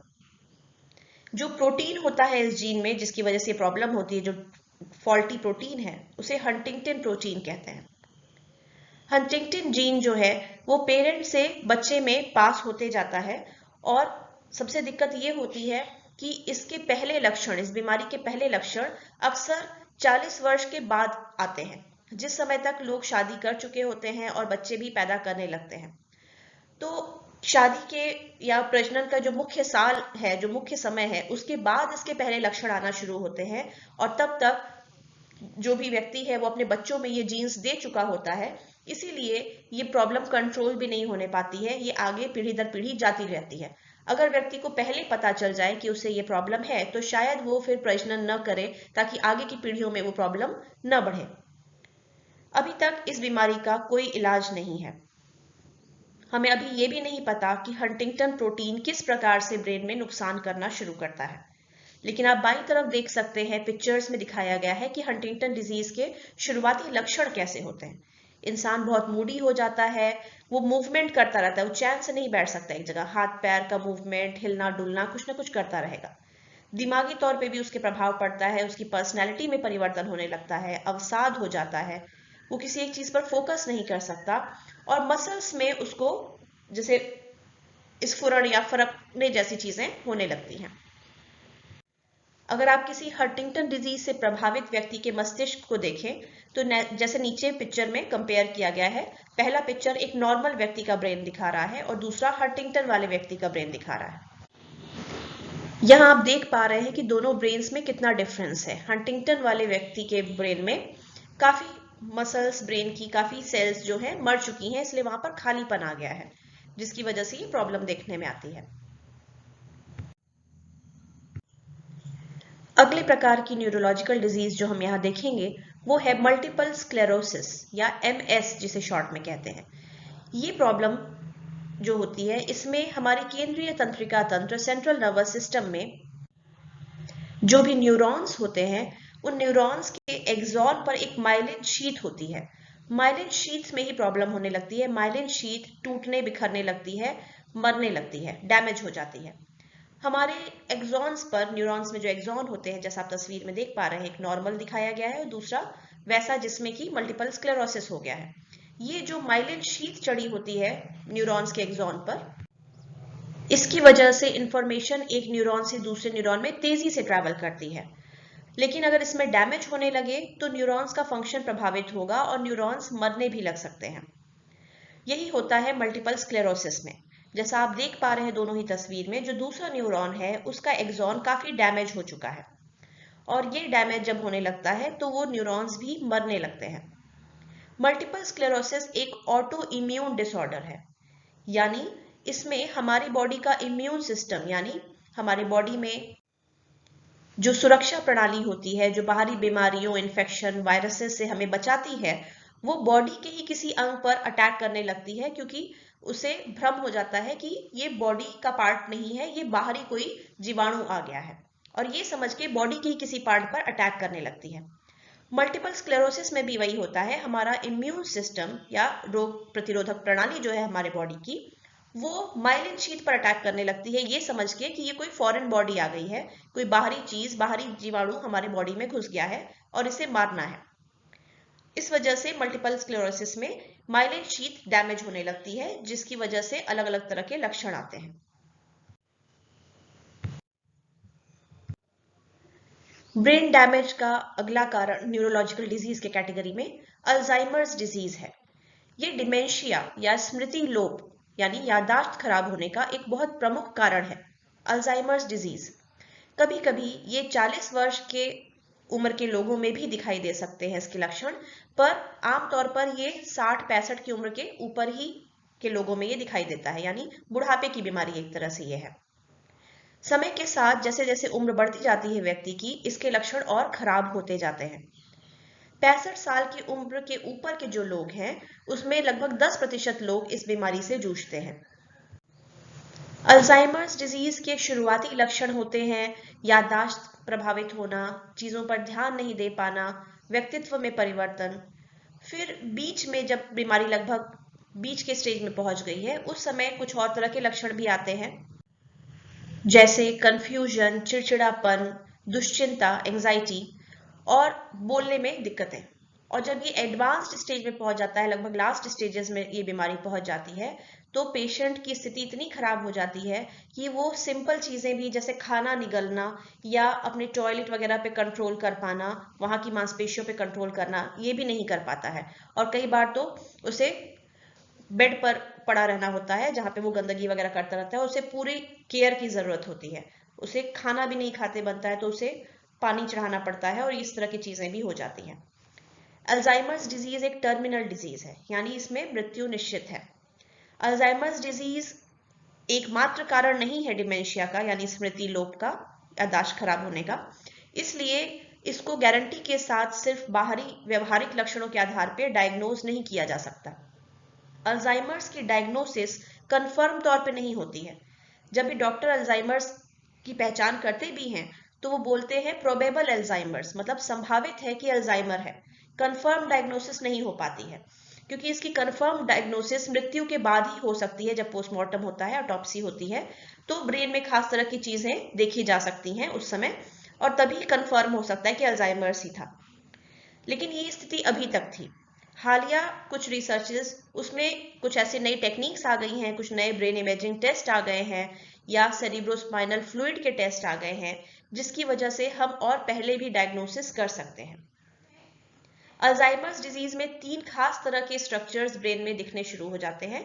एक होता है न्यूरोफिब्रिलरी टैंगल्स। ये एक खराब तरह का प्रोटीन होता है जो हमारे न्यूरॉन्स के साइटोप्लाज्म वाले एरिया में पाया जाता है। दूसरा होता है एमिलॉइड प्लाक्स। ये कुछ तरह का टिश्यू होता है, जो खराब तरह का टिश्यू है, जो सेल्स मरने लगते हैं, जो न्यूरॉन्स मरने लगते हैं ब्रेन में, उनमें पाया जाता है। इन एमिलॉइड प्लाक्स में एमिलॉइड प्रोटीन पाया जाता है, जो खराब तरह का प्रोटीन होता है, जो डैमेज करता है सेल्स को। और तीसरा न्यूरॉन लॉस। न्यूरॉन्स की मृत्यु तेजी से होने लगती है, न्यूरॉन्स मरने लगते हैं उस एरिया में, जिसकी वजह से याददाश्त प्रभावित होती है। इसीलिए याददाश्त की बीमारी है, याददाश्त सबसे ज्यादा प्रभावित होती है इस डिसऑर्डर में। यहाँ पे आप जैसे तस्वीरों में देख पा रहे हैं एक नॉर्मल पर्सन का ब्रेन और एक अल्जाइमर्स के पर्सन का ब्रेन, तो आप देख पा रहे हैं कि सेल्स कैसे मर रही हैं। एक नॉर्मल पर्सन का ब्रेन, जिस तरह से उसका ब्रेन दिखता है, उसमें इतने सारे एरियाज हैं, कुछ उभार हैं, कुछ गहराइयां हैं। एक नॉर्मल पर्सन के ब्रेन में वो काफी समतल सा ब्रेन हो जाता है, क्योंकि वहां सेल्स मर रही हैं, सेल्स ज्यादा बची नहीं है।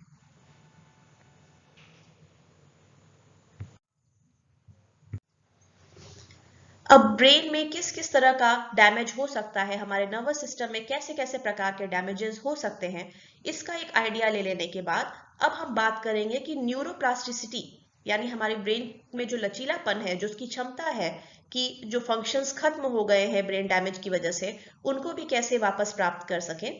ये कैसे होता है, इसकी क्या प्रक्रिया है, ये हमें समझना है। और जब भी ब्रेन में डैमेज होता है तो ब्रेन 4 तरह के रिस्पॉन्सेज, न्यूरोप्लास्टिक रिस्पॉन्सेज दिखाता है। ये होते हैं डीजेनरेशन, रीजेनरेशन, रीऑर्गेनाइजेशन और रिकवरी। ये एक एक करके हमें समझना है। पहला हम देखेंगे न्यूरल डीजेनरेशन। न्यूरल डीजेनरेशन यानी न्यूरॉन्स का डिटोरिएट होना, उनका क्षय होना और मृत्यु हो जाना। ये नॉर्मल ब्रेन में भी दिखता है। नए सेल्स, नए न्यूरॉन्स समय समय पे बनते रहते हैं और पुराने खत्म होते हैं, मरते रहते हैं। लेकिन जब हमें इसका अध्ययन एक लेबोरेटरी में करना होता है तो ये न्यूरल डीजनरेशन करने की प्रक्रिया बहुत ही सिंपल होती है। हम किसी भी न्यूरॉन का एक्सॉन काट देते हैं। इस प्रक्रिया को एक्सोटॉमी कहा जाता है। अब इसकी वजह से दो तरह के परिवर्तन या दो तरह का सेल्स का लॉस दिखने में आता है। एक को कहते हैं एंट्रोग्रेड डीजनरेशन और दूसरे को कहते हैं रेट्रोग्रेड डीजनरेशन। एंट्रो शब्द का मतलब होता है आगे, रेट्रो का मतलब होता है पीछे। तो एंट्रोग्रेड डीजनरेशन में डीजनरेशन डिस्टल सेगमेंट में होता है, यानी जहां पर आपने एक्सॉन को काटा उसके आगे का हिस्सा मर जाता है या खत्म हो जाता है, यानी जहां एक्सॉन काटा वहां से लेकर जो साइनेप्टिक टर्मिनल्स होते हैं वहां तक का हिस्सा उस न्यूरॉन का मर जाता है। इसे कहते हैं एंटेरोग्रेड डीजनरेशन। रेट्रो शब्द का मतलब होता है पीछे, इसलिए रेट्रोग्रेड डीजनरेशन में क्षय पिछले हिस्से का होता है, प्रॉक्सिमल सेगमेंट का, यानी जहां पर एक्सॉन काटा गया वहां से लेकर जो सेल बॉडी है वो हिस्सा मर जाता है। जैसा कि इस पिक्चर में आप देख पा रहे हैं, इस न्यूरॉन में एक्सॉन के लेवल पर जहां पर वो लाइन खींची है यानी वहां पर कट किया गया है, उसके आगे का हिस्सा अगर मरेगा या उसकी क्षति होगी, डैमेज होगा, तो ये एंट्रोग्रेड डीजनरेशन कहलाएगा। अगर जहां पर कट लगाया गया उसके पीछे का हिस्सा यानी सेल बॉडी लेते हुए, डेंड्राइट्स लेते हुए ये सारा सेगमेंट अगर मर जाता है, डिके कर जाता है, तो ये होगा रेट्रोग्रेड डीजनरेशन। आमतौर पर इस तरह का एक्सोटॉमी होने के बाद यानी एक्सॉन को कट करने के बाद एंट्रोग्रेड डीजनरेशन तुरंत ही शुरू हो जाता है, यानी जहां पर कट लगा उसके आगे का एक्सॉन और साइनेप्टिक टर्मिनल्स वाला पोर्शन जल्दी ही मरने लगते हैं। ऐसा इसलिए होता है क्योंकि अब ये हिस्सा सेल बॉडी से अलग हो चुका है। सेल बॉडी में आप समझते होंगे कि वहां पर कुछ ऑर्गेनल्स पाए जाते हैं, कुछ कंपोनेंट्स पाए जाते हैं, जिसमें से एक है माइटोकॉन्ड्रिया, जिसे किचन या powerhouse of the cell कहा जाता है। यहीं पर जो सेल को एनर्जी चाहिए उसका निर्माण होता है मेटाबॉलिज्म के थ्रू, और वो एनर्जी अब क्योंकि कटे हुए हिस्से को नहीं पहुंच पाएगी क्योंकि वो अलग कर दिया गया है, इसलिए ये हिस्सा मरने लगता है। एक्सॉन को काट दिए जाने के कुछ ही घंटे में ये कटा हुआ हिस्सा सूजने लगता है, काफी बुरी तरह से सूज जाता है, और कुछ दिनों में ये टुकड़ों में बढ़ जाता है और खत्म हो जाता है। पर रेट्रोग्रेड डीजनरेशन अलग है। ये जहां पर कट किया गया है वहां से एक्सॉन धीरे धीरे खत्म होना शुरू होता है और सेल बॉडी की तरफ बढ़ता है। 2-3 दिन में चेंजेस दिखाई पड़ना शुरू होते हैं, लेकिन सेल बॉडी में जो शुरुआती चेंजेस दिखते हैं ये डीजनरेटिव भी हो सकते हैं और रीजनरेटिव भी, यानी ये सेल खत्म भी हो सकता है, पूरी तरह मर सकता है या फिर से पनप सकता है। डीजनरेटिव चेंजेस अगर होंगे तो वो दिखाई देने लगते हैं 2-3 दिन में, जहां पे सेल बॉडी छोटी होने लगेगी साइज में, यानी सिकुड़ने लगेगी, जिससे पता चलता है कि ये सेल मरने की प्रक्रिया में है और अल्टीमेटली मर जाएगा। और ये मरने की प्रक्रिया चाहे एपोप्टोसिस की प्रक्रिया से हो सकती है, चाहे नेक्रोसिस से, या दोनों के कॉम्बिनेशन से भी। लेकिन अगर सेल बॉडी में बदलाव रीजनरेटिव किस्म का हो रहा है तो इसमें सेल बॉडी की साइज बढ़ने लगती है, क्योंकि सेल एक्टिवली एकदम सक्रिय रूप से ढेर सारा प्रोटीन बना रहा है ताकि जो हिस्सा कट गया है इसके एक्सॉन का उसको ये फिर से निर्माण कर ले। उसी तरह जैसे एक छिपकली में अगर उसकी पूंछ कट जाती है तो वो पूंछ वाला हिस्सा फिर से बन जाता है, ठीक उसी तरह से। हालांकि शुरुआती रीजनरेटिव चेंजेस अगर दिखाई दे रहे हैं सेल बॉडी में तो ये कोई गारंटी नहीं है कि ये न्यूरॉन लंबे समय तक जिंदा रह जाएगा। ऐसा इसलिए क्योंकि अगर उसका कटा हुआ पोर्शन जो एक्सॉन वाला है वो फिर से बन भी गया, लेकिन ये हिस्सा सही से साइनैप्स नहीं बना पाया किसी और न्यूरॉन से, यानी कनेक्शंस नहीं स्थापित कर पाया दूसरे न्यूरॉन से, तो ये सेल, ये न्यूरॉन फिर भी मर जाएगा क्योंकि इसका कोई फंक्शन नहीं है। अगर गलत साइनैप्स बना लेता है, गलत तरह के सेल से साइनैप्स बना लेता है, या जहां बनाना चाहिए साइनैप्स नहीं बना पाता, तो भी ये न्यूरॉन अल्टीमेटली मर जाएगा। कभी कभी जो ये डीजनरेशन हो रहा है न्यूरॉन्स में डैमेज होने से, वो एक न्यूरॉन से दूसरे न्यूरॉन में भी स्प्रेड कर जाता है। इसे कहते हैं ट्रांस न्यूरोनल डीजनरेशन, क्योंकि एक न्यूरॉन से डीजनरेशन दूसरे न्यूरॉन में चला जा रहा है। कुछ केसेस में ट्रांस न्यूरल डीजनरेशन एक न्यूरॉन से दूसरे न्यूरॉन पे जाता है जिसपे कि वो साइनैप्स करता है। यानी अगर ये जो न्यूरॉन पिक्चर में दिखाया गया है इसकी बात करें तो इसका साइनेप्टिक टर्मिनल वाला जो हिस्सा, जो नीचे का जड़ वाला हिस्सा टाइप का दिख रहा है आपको, ये जिस दूसरे न्यूरॉन से कनेक्ट करता है या साइनैप्स बनाता है, इस न्यूरॉन से डैमेज उस दूसरे न्यूरॉन में भी पहुंच जाएगा। अगर ऐसा होता है तो इसे कहते हैं एंट्रोग्रेड ट्रांसन्यूरोनल डीजनरेशन, क्योंकि ये आगे बढ़ते हुए क्रम में है। पर इस न्यूरॉन से भी कुछ दूसरे न्यूरॉन्स कनेक्टेड होंगे, कुछ होंगे जो इससे भी साइनैप्स बनाते होंगे इसके डेंड्राइट्स पर। तो अगर इस न्यूरॉन से जो डैमेज हुआ वो उन न्यूरॉन्स तक पहुंचने लगे जो इस न्यूरॉन पर साइनैप्स कर रहे हैं, यानी डेंड्राइट्स, इसके डेंड्राइट्स से जो कनेक्टेड न्यूरॉन्स हैं उधर जाने लगे, मतलब पीछे की ओर बढ़ने लगे अगर, तो हम कहेंगे कि ये रेट्रोग्रेड ट्रांसन्यूरोनल डीजनरेशन हुआ है। इस पिक्चर में ये चीजें और बेहतर क्लियर की गई हैं। यहाँ पर जो ग्रीन कलर का आपको न्यूरॉन दिखाई दे रहा है, ये पर्पल कलर वाले न्यूरॉन पर साइनैप्स बना रहा है, और पर्पल कलर वाला जो न्यूरॉन है ये येलो कलर वाले न्यूरॉन पर साइनैप्स बना रहा है, यानी उससे कनेक्टेड है। ये आप देख पा रहे हैं। अब अगर एक्सोटॉमी की जाए, यानी ये पर्पल वाला जो न्यूरॉन है इसका हमने मान लीजिए एक्सॉन काट दिया, जहां पर वो लाइंस बनी हुई हैं, यानी वहां से कट कर दिया गया, तो अब देखिए क्या होता है। स्टेप 2 में दिखाया गया है एंट्रोग्रेड डीजनरेशन, यानी आगे का हिस्सा मर जाता है, जहां कट लगाया गया उसके आगे का हिस्सा डिके कर जाता है। तो जो डॉटेड लाइंस दिखा रहा है पर्पल वाले न्यूरॉन में, वो हिस्सा यानी मर गया है, डिके कर गया है। ऐसा होगा तो इसे कहेंगे एंट्रोग्रेड डीजनरेशन हो गया है। दूसरा एग्जाम्पल दिखाया है रेट्रोग्रेड डीजनरेशन का। पर्पल वाले न्यूरॉन में देखिए जहां कट किया गया उसके पीछे का एरिया डॉटेड कर दिया गया है, यानी वो पूरा बचा हुआ पिछला हिस्सा एक्सॉन का, न्यूरॉन का मर गया। ये होगा रेट्रोग्रेड डीजनरेशन, क्योंकि जहां कट किया गया उसके पीछे का हिस्सा पूरा डैमेज हो गया। और लास्ट फिगर में दिखाया गया है ट्रांस न्यूरोनल डीजनरेशन, कि जहां पर जो न्यूरॉन था जिसमें कट किया गया वो न्यूरॉन तो खत्म हो ही जाएगा, बट उसके साथ साथ दो अलग न्यूरॉन्स जो हैं उनमें भी डैमेज हो सकता है। यहाँ दोनों तरह का एंट्रोग्रेड ट्रांसन्यूरोनल डीजनरेशन और रेट्रोग्रेड ट्रांसन्यूरोनल डीजनरेशन इसी पिक्चर में दिखा दिया गया है। अगर जो येलो कलर वाला न्यूरॉन है वो खत्म हो जाता है, वो डैमेज हो जाता है, यानी पर्पल वाला न्यूरॉन उस पर साइनैप्स बना रहा था, पर्पल वाला न्यूरॉन डैमेज हुआ तो येलो वाला भी डैमेज हो गया, तो इसे कहेंगे एंट्रोग्रेड ट्रांसन्यूरोनल डीजनरेशन। और अगर वो न्यूरॉन जो ग्रीन कलर का है, जो कि उस पर्पल न्यूरॉन पर साइनैप्स बना रहा था, और पर्पल न्यूरॉन डैमेज होने से वो ग्रीन वाला न्यूरॉन जो है वो भी डैमेज हो जाए, तो मतलब जो डीजनरेशन है वो पीछे जा रहा है, रेट्रो, तो इसलिए इसका नाम होगा रेट्रोग्रेड ट्रांसन्यूरोनल डीजनरेशन।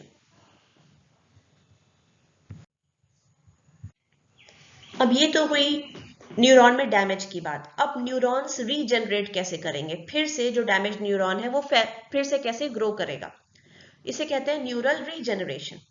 तो न्यूरल रीजनरेशन जो भी स्तनपायी होते हैं, मैमल्स होते हैं, उनमें उतना सही से नहीं पाया जाता जैसा कि दूसरे जानवरों में पाया जाता है।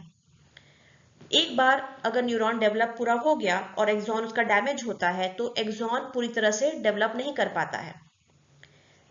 सेंट्रल नर्वस सिस्टम यानी केंद्रीय तंत्रिका तंत्र जो होता है वयस्क स्तनपाइयों में, जिसमें इंसान भी आते हैं, उनमें न्यूरॉन्स एक बार अगर मर गए तो वो रीजनरेट नहीं होते, या उनका एक हिस्सा मर गया तो वो रीजनरेट कभी नहीं होता है।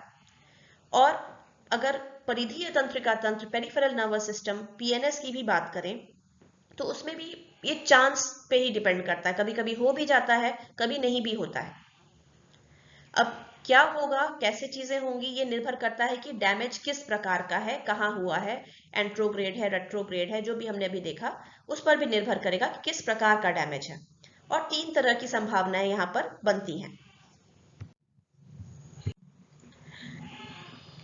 आगे बढ़ने से पहले ये रिकॉल कर देना जरूरी है कि हमारे सेंट्रल नर्वस सिस्टम यानी केंद्रीय तंत्रिका तंत्र में जो भी न्यूरॉन होते हैं उनके एक्सॉन पर जो माइलिन शीट चढ़ी होती है, जैसा यहाँ पिक्चर में दिखाया जा रहा है, जो पिंक कलर वाला सरफेस है जो लपेटा रहता है एक एक्सॉन के अराउंड, ये ओलिगोडेंड्रोसाइट्स बनाते हैं, जबकि परिधीय तंत्रिका तंत्र पेरिफेरल नर्वस सिस्टम में ये माइलिन शीट्स श्वान सेल्स बनाते हैं। अभी अभी हमने देखा कि सेंट्रल नर्वस सिस्टम में तो एक बार अगर न्यूरॉन मर गया तो वो दोबारा पुनर्जीवित नहीं होता है या उसमें फिर से ग्रोथ नहीं होता है। लेकिन पेरिफेरल नर्वस सिस्टम में ये ग्रोथ हो सकती है, संभावना काफी कम है पर हो सकती है। और क्या होगा, इसकी 3 संभावनाएं हो सकती हैं। पहली, अगर एक्सॉन में डैमेज सिर्फ हुआ हो, जैसे यहाँ जो न्यूरॉन दिखाया जा रहा है ये पेरिफेरल नर्वस सिस्टम का न्यूरॉन है और ये श्वान सेल्स पिंक कलर की इस पे कवरिंग किए हुए हैं, पर श्वान सेल्स के बीच में गैप होता है। मान लीजिए वहां से उस एक्सॉन को काट दिया जाए तो वो एक्सॉन वहां से फिर ग्रो करेगा अगर माइलिन शीथ सही सलामत है। तो अगर ये माइलिन शीथ सही सलामत है तो एक्सॉन अगर एक जगह काट भी दिया गया, वो मर भी जाएगा, तो वहां से बढ़कर इसके अंदर अंदर होते हुए फिर नॉर्मली अपना ग्रो कर जाता है और ये थोड़ा थोड़ा कुछ कुछ मिलीमीटर पर डे के रेट से ग्रो करता है। दूसरी संभावना होती है कि अगर एक न्यूरॉन के एक्सॉन को काट दिया गया और काटने के बाद जो 2 कटे हुए हिस्से हैं वो ज्यादा दूर हो गए, यानी कुछ मिलीमीटर से ज्यादा दूरी उनमें हो गई, तो जो नया एक्सॉन बनेगा इन माइलिन शीथ से, वो सही वाले अपने ही माइलिन शीथ में आने के बजाय किसी अगल बगल के दूसरे न्यूरॉन के माइलिन शीथ में घुस सकता है। और इसकी वजह से वो ग्रो तो कर जाएगा लेकिन उसका फंक्शन सही नहीं होगा, क्योंकि उसको जहां पर जाना था, जिस दूसरे न्यूरॉन से कनेक्ट करना था, उसकी बजाय वो किसी और तरह के न्यूरॉन से कनेक्ट हो गया है। इसी वजह से जिन लोगों में ब्रेन डैमेज के बाद कभी कभी उनके हाथ पैर में फंक्शनिंग वापस भी आ जाती है, वो पूरी तरह से परफेक्ट नहीं हो पाती है, क्योंकि न्यूरॉन्स में ग्रोथ तो हो गई है लेकिन वो ठीक प्रकार से काम नहीं करा, वो गलत डायरेक्शन में चला गया है या गलत गंतव्य पे पहुंच गया है, गलत डेस्टिनेशन पे पहुंच गया है, गलत तरह के न्यूरॉन से कलेक्ट हो गया है। जहां उसको पहुंचना था, अपने ही वाले श्वान सेल्स में उसको ग्रो करना था, वो उसने नहीं किया। तो ये दूसरी संभावना बनती है। तीसरी संभावना ये होती है कि अगर जो कट किया गया है एक्सॉन में उसके बाद ये 2 हिस्से काफी दूर हो जाते हैं एक दूसरे से, तो नया जो एक्सॉन ग्रो करना शुरू करेगा वो ठीक से अपने टारगेट तक पहुंच भी नहीं पाता है और वो पूरा गुच्छे की तरह होकर फंस कर एक जगह पड़ा रहता है और उसकी वजह से फिर वो न्यूरॉन मर जाएगा। ये तीनों संभावनाएं जो हमने अभी देखी, ये यहाँ आपको इस फिगर में दिखाया जा रहा है।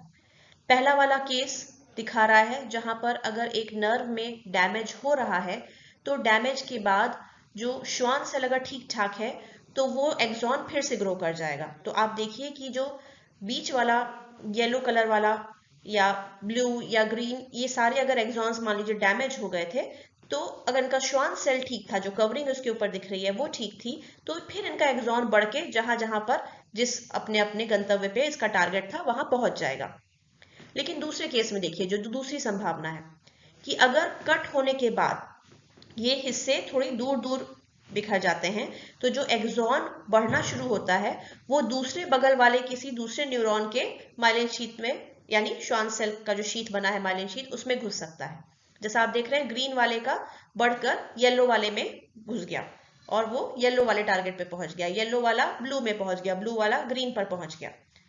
तो इससे क्या होता है कि सेल्स में ग्रोथ तो हो गई, फंक्शन जो प्रभावित हो रहे थे इसके खत्म हो जाने से, कट हो जाने से, वो भी कुछ हद तक वापस आएंगे, पर परफेक्ट रूप से वापस नहीं आएंगे, क्योंकि ये सेल्स जहां इनको जाना चाहिए था, जिस न्यूरॉन से कनेक्ट होना था, उसके बजाय किसी अगल बगल के न्यूरॉन से ये कनेक्ट हो गए हैं। और तीसरा केस कि अगर ये जो कट हुआ है पोर्शन, जो कटा हुआ पोर्शन है वो काफी दूर हो जाए, जैसा यहाँ थर्ड पिक्चर में आपको दिख रहा है, जो कटा वाला हिस्सा था काफी दूर दूर, ग्रे ग्रे जो दिखा रहा है वो काफी दूर चला गया है। अब यहाँ क्या होगा कि इनके एक्सॉन्स बढ़ना शुरू तो हुए पर उनको सही टारगेट नहीं मिल रहा है, पास में ही होता तो उसी में एंटर कर जाते, लेकिन उन्हें समझ में नहीं आया, यहाँ पर तीनों आपस में ही उलझ गए हैं बिल्कुल। और इसकी वजह से ये सेल्स कुछ दिन में मर जाएंगे, क्योंकि इनको जिस टारगेट पे पहुंचना है वहां तो पहुंचे नहीं, तो अब इनका कुछ काम नहीं बचा, ये एपोप्टोसिस या नेक्रोसिस की प्रक्रिया से खुद ही सुसाइड कर लेंगे या खत्म कर दिए जाएंगे।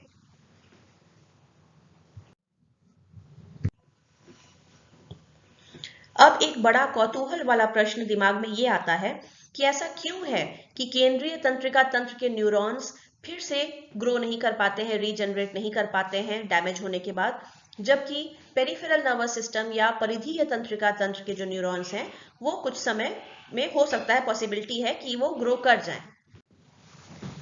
इसका एक सामान्य उत्तर ये हो सकता है कि सेंट्रल नर्वस सिस्टम के न्यूरॉन्स की कुछ खासियत होगी जिसकी वजह से वो नहीं रीजनरेट कर पाते, और पेरिफेरल नर्वस सिस्टम के न्यूरॉन्स में कुछ और कैपेसिटी होगी जिसकी वजह से वो जनरेट कर पाते हैं दोबारा। लेकिन समय के साथ ये प्रूव हो चुका है कि ये उत्तर सही नहीं है, क्योंकि एक्सपेरिमेंट्स में देखा गया कि जब हम सेंट्रल नर्वस सिस्टम्स के कुछ न्यूरॉन्स निकाल कर उन्हें पेरिफेरल नर्वस सिस्टम में डाल देते हैं तो वो न्यूरॉन्स भी रीजनरेट करने लग जाते हैं। जबकि अगर पेरिफेरल नर्वस सिस्टम के न्यूरॉन्स को निकालकर सेंट्रल नर्वस सिस्टम में डाला जाए तो वो न्यूरॉन्स जो पहले जनरेट कर पाते थे वो भी नहीं कर पाते हैं, उनमें फिर कोई ग्रोथ नहीं होता है। इससे साफ पता चलता है कि सेंट्रल नर्वस सिस्टम और पेरिफेरल नर्वस सिस्टम के न्यूरॉन्स की कोई खासियत नहीं है, बल्कि पेरिफेरल नर्वस सिस्टम का एनवायरनमेंट ऐसा है जिसकी वजह से न्यूरॉन्स में रीजनरेशन होता है, और कुछ वैसी चीजें हैं उसके एनवायरनमेंट में जो सेंट्रल नर्वस सिस्टम में नहीं पाई जाती। इसका एक कारण हो सकता है श्वान सेल्स। श्वान सेल्स जो कि पेरिफेरल नर्वस सिस्टम यानी परिधीय तंत्रिका तंत्र के एक्सॉन्स को माइलिनेट करते हैं, माइलिनेटिंग यानी उसमें माइलिन शीट चढ़ाते हैं। इनका काम ये होता है कि ये जो भी डेड और डिकेइंग सब्सटेंस है, जो यूजलेस चीजें हैं या टिश्यूज हैं, उनकी सफाई भी करते हैं, न्यूरॉन्स को फिर से ग्रो करने में मदद करते हैं, और न्यूरोट्रॉफिक फैक्टर्स और सेल एडिशन मॉलिक्यूल्स प्रोड्यूस करते हैं, जो हमने न्यूरोप्लास्टिसिटी के पहले वीडियो में देखा था कि ये न्यूरॉन्स को ग्रो करने में मदद करती है। न्यूरोट्रॉपिक फैक्टर्स जो श्वान सेल्स रिलीज करते हैं वो ग्रोथ कोन्स के बनने में मदद करते हैं, और उससे न्यू एक्सॉन्स बनते हैं, नए एक्सॉन्स बन पाते हैं। और सेल एडिशन मॉलिक्यूल्स जो होते हैं वो श्वान सेल्स के लिए, एक श्वान सेल्स के मेम्ब्रेन से जो सेल एडिशन मॉलिक्यूल्स बनते हैं वो एक्सॉन्स को सही दिशा दिखाते हैं कि जब वो बढ़ रहे हैं तो उन्हें किस दूसरे एक्सॉन के न्यूरॉन के पास जाना है, पहुंचना है, किस वाले से कनेक्शन स्थापित करना है। इसके विपरीत जो सेंट्रल नर्वस सिस्टम में माइलिनेशन करने के लिए उत्तरदायी सेल्स हैं यानी ओलिगोडेंड्रोसाइट्स या ओलिगोडेंड्रोग्लाया, ये सेल्स जो सेंट्रल नर्वस सिस्टम के एक्सॉन्स में माइलिन शीट चढ़ाते हैं, ये न तो ही गंदगी की साफ सफाई करते हैं, न ही जो डेड और डिकेइंग टिश्यूज है उनको हटाते हैं, न ही कोई गाइडेंस देते हैं एक्सॉन को या ऐसा माहौल देते हैं कि वो फिर से ग्रो करे।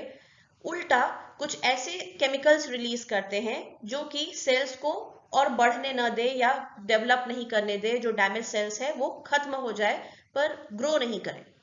तो ये चीजें होती हैं, और शायद यही कारण है कि पेरिफेरल नर्वस सिस्टम के एक्सॉन्स को ऐसा माहौल मिलता है, ऐसा एनवायरनमेंट उनका है श्वान सेल्स की मौजूदगी की वजह से कि वो ग्रो करते हैं, जबकि सेंट्रल नर्वस सिस्टम के एक्सॉन्स नहीं ग्रो करते हैं। कई बार ऐसा होता है कि अगर एक न्यूरॉन का एक्सॉन खत्म हो जाता है, डैमेज हो जाता है, तो उसके अगल बगल के न्यूरॉन्स अपने शाखाएं बढ़ाकर उस पहला वाला जो न्यूरॉन जिस दूसरे न्यूरॉन पे साइनैप्स कर रहा था उसको भी कवर कर लेते हैं, साइनैप्स बना देते हैं। जैसे आपको पिक्चर में दिख रहा है, जो न्यूरॉन ए है उसमें डैमेज हो गया, उसका एक्सॉन कट हो गया, तो उसमें एंट्रोग्रेड डिजेनरेशन हो गया, उसका एक्सॉन मर गया। बगल वाला न्यूरॉन बी जो था उससे और ब्रांचेस निकली, शाखाएं निकली, और उन्होंने उस पहले वाले ए वाले न्यूरॉन का जिस दूसरे न्यूरॉन से कनेक्शन था उस वाले न्यूरॉन के साथ इसने अपना कनेक्शन स्थापित कर लिया। इस प्रक्रिया को कहते हैं कोलैटरल स्प्राउटिंग। जो अगल बगल के न्यूरॉन्स हैं उनसे नई नई शाखाएं निकलना, इसे कहते हैं कोलैटरल स्प्राउटिंग। ये शाखाएं निकलकर पहले वाले न्यूरॉन्स जिस दूसरे न्यूरॉन से कनेक्टेड थे उससे कनेक्शन स्थापित कर लेती हैं। और ये कोलैटरल स्प्राउट्स जो निकल रहे हैं ये एक्सॉन के टर्मिनल ब्रांचेस से भी निकल सकते हैं, जैसा आप देख रहे हैं कि बिल्कुल निचले हिस्से से भी एक आ रहा है जो इस न्यूरॉन से कनेक्ट हो रहा है, और ये नोड्स ऑफ रैनवियर से भी निकल सकते हैं। नोड्स ऑफ रैनवियर आप जानते हैं कि हमारे न्यूरॉन्स के एक्सॉन पर जो माइलिन शीट चढ़ी होती है वो कंटिन्यूअस नहीं होती है। आप देख पा रहे हैं जो ग्रे कलर की माइलिन शीट्स दिखाई गई हैं उसमें हर एक में बीच में छोटे छोटे से गैप हैं, और उस गैप से भी न्यूरॉन बी में एक शाखा निकलती है और वो जाके भी कनेक्ट हो जा रही है। तो ये दोनों जगहों से निकल सकता है, चाहे एक्सॉन के एंड से, टर्मिनल ब्रांचेस से, या नोड्स ऑफ रैनवियर से भी शाखाएं या कोलैटरल स्प्राउट्स निकल सकते हैं और जाके पहले वाले एक्सॉन का जिस न्यूरॉन से कनेक्शन था उससे कनेक्ट हो जाते हैं। अब बात करते हैं न्यूरल रीऑर्गेनाइजेशन की। हमारे न्यूरॉन्स हमेशा खुद को एडजस्ट करते रहते हैं, ऑर्गेनाइज करते रहते हैं। ये ऑर्गेनाइजेशन जो होता है एक्सपीरियंस की वजह से भी होता है। अगर आप नए अनुभव प्राप्त कर रहे हैं तो उसकी वजह से भी न्यूरॉन्स एडजस्ट करते हैं, नए कनेक्शंस बनाते हैं, कहीं से कनेक्शंस खत्म करते हैं। और ये रीऑर्गेनाइजेशन डैमेज के बाद भी होता है। अगर न्यूरॉन में डैमेज हो गया, कोई फंक्शन खत्म हो गया, तो वो फिर से कैसे वापस पा सकें, क्या कनेक्शंस नए स्थापित करें, इसके लिए भी न्यूरल रीऑर्गेनाइजेशन होता है। तो पहले देखते हैं कि ब्रेन में न्यूरल रीऑर्गेनाइजेशन जब डैमेज हो जाए ब्रेन में, तब किस तरह से देखते हैं। ब्रेन में डैमेज हो जाने के बाद कैसे न्यूरल रीऑर्गेनाइजेशन होता है, इसका अध्ययन कई सारे छोटे जानवरों में किया गया और उसके रिजल्ट से प्रभावित होकर फिर इंसानों में भी इसका अध्ययन किया गया, खासकर उन लोगों में जिनमें अंधापन होता है, जो ब्लाइंड होते हैं। और रिजल्ट ये मिला कि जिन लोगों में अंधापन हो जाता है, यानी दृष्टि की प्रोसेसिंग तो हो नहीं रही है, आंखों से कोई इंफॉर्मेशन जाके ब्रेन में प्रोसेस नहीं हो रहा, तो ब्रेन का वो हिस्सा जो दृष्टि की प्रोसेसिंग के लिए उत्तरदायी था, खासकर ऑक्सीपिटल लोब का हिस्सा, वो अब किसी काम का नहीं है। तो वो हिस्सा दूसरा फंक्शन अख्तियार कर लेता है, दूसरा फंक्शन अपना करने लग जाता है। ये देखा गया है कि पैराइटल लोब और टेम्पोरल लोब का जो हिस्सा है, जो ऑक्सीपिटल लोब के टच में होता है, इन एरियाज में आप जानते हैं कि ऑडिटरी इंफॉर्मेशन प्रोसेस होती है, या सोमैटोसेंसरी यानी जो आपको संवेदनाएं बॉडी की होती हैं, ये प्रोसेस होता है इन एरियाज में। ये एरियाज अपना क्षेत्र बढ़ा के ऑक्सीपिटल लोब को भी कवर कर लेते हैं, यानी ऑक्सीपिटल लोब का हिस्सा भी जो पहले विजन के लिए उत्तरदायी था, दृष्टि संबंधी चीजों की प्रोसेसिंग करता था, अब वो श्रवण संबंधी चीजों की प्रोसेसिंग में लग जाता है, या जो आपको टच से संवेदनाएं मिल रही हैं, छू कर चीजें पहचान रहे हैं, उसकी प्रोसेसिंग करने लग जाता है। इसके चलते क्या होता है कि इन चीजों की प्रोसेसिंग बहुत बेहतर ढंग से होने लगती है। और आप शायद एक्सपीरियंस से जानते भी होंगे या सुना भी होगा कि जो लोग ब्लाइंड होते हैं उनकी बाकी इंद्रियां काफी तेज होती हैं, वो छू कर चीजों को बहुत बेहतर और सटीकता से पहचान लेते हैं, एक नॉर्मल व्यक्ति की तुलना में भी ज्यादा बेहतर ढंग से। इसी तरह उनकी सुनने की क्षमता भी काफी तेज हो जाती है, काफी बढ़ जाती है।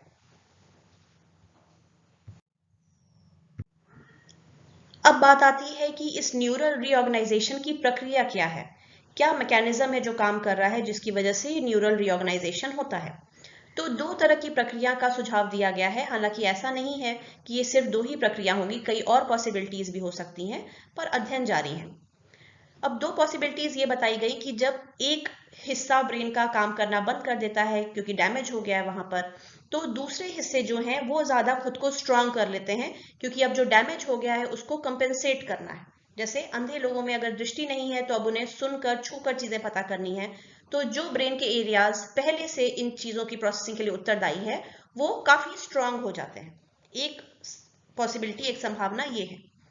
दूसरी पॉसिबिलिटी ये है कि वो एरियाज जो अब किसी काम के नहीं है डैमेज की वजह से, वो एरियाज दूसरे फंक्शन अपना लें, दूसरे फंक्शंस करने लगे।